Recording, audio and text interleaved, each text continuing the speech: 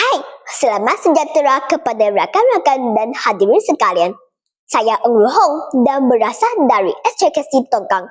Kod sekolah saya adalah JBC 0031. Saya berusia 12 tahun dan saya bertanggungjawab sebagai seorang SLB di sekolah saya. Pada masa lapang, saya gemar memanfaatkan masa saya dengan membaca buku cerita. Saya telah membaca 5 buah buku daripada siri alam natural, iaitu salji, hujan, sinar matahari, petir dan angin.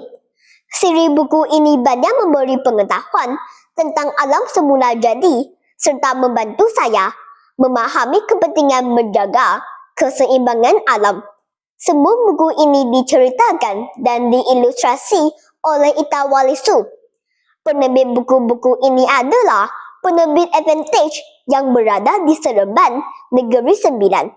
Semua buku siri ini terdiri daripada 30 halaman. Cetakan yang pertama adalah pada tahun 2019. Buku-buku ini menjadi menarik kerana ia tidak terhad kepada cerita menarik sahaja, namun juga mengandungi gambar-gambar yang berwarna-warni. Bahasa yang digunakan amat mudah saya fahamkan. Buku salji membawa kita ke negara-negara yang bersalji, di mana bumi dilitupi putih dan sejuk. Kita belajar bagaimana manusia menyesuaikan diri dengan cuaca yang sangat sejuk dan bagaimana alam di tempat tersebut begitu indah dan unik. Walaupun di negara kita, salji jarang berlaku, cerita ini mengikatkan kita bahawa alam ciptaan Tuhan di seluruh dunia penuh dengan suasana yang luar biasa dan mengagumkan yang menakjubkan. Buku hujan menarik menceritakan tentang proses hujan dan kepentingannya dalam kehidupan kita.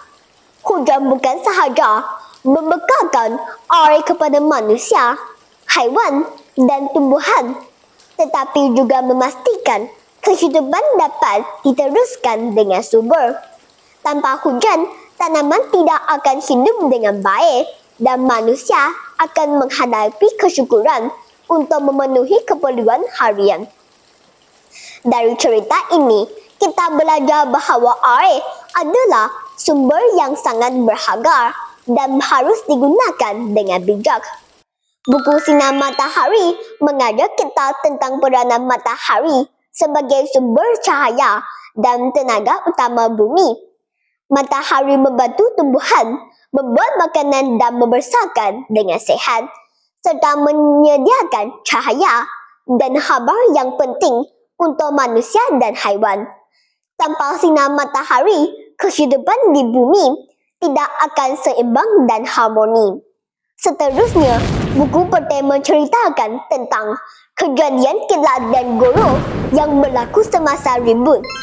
Buku ini menerangkan bahaya petir serta langkah-langkah keselamatan yang perlu diambil bagi melindungi diri. Pembaca diajar supaya sentiasa berwaspada ketika menghadapi cuaca buruk. Akhir sekali, buku angin membincangkan tentang pengarahan udara dan kepentingannya kepada kehidupan. Angin membantu peredaran udara, mempengaruhi cuaca dan digunakan sebagai sumber tenaga. Namun, angin yang terlalu kuat boleh mendatangkan bencana. Semua buku ini membawa pengajaran yang penting. Kita diajar untuk menghargai keindahan alam semula jadi dan menjaga persekitaran dengan penuh tanggungjawab. Nilai-nilai murni yang boleh kita pelajari termasuk bersyukur atas nikmat Tuhan, kasih sayang terhadap alam sekitar, berjimat cermat dalam menggunakan sumber dan bertanggungjawab dalam menjaga kebersihan serta kelestarian alam. Marilah kita bersama-sama memainkan peranan dalam menjaga alam semula jadi. Ingatlah, alam bukan sahaja untuk dinikmati, tetapi juga untuk dipelihara demi masa depan dengan kita bersama. Semoga setiap tindakan kecil kita hari ini membawa manfaat besar untuk bumi esok. Sekian, terima kasih.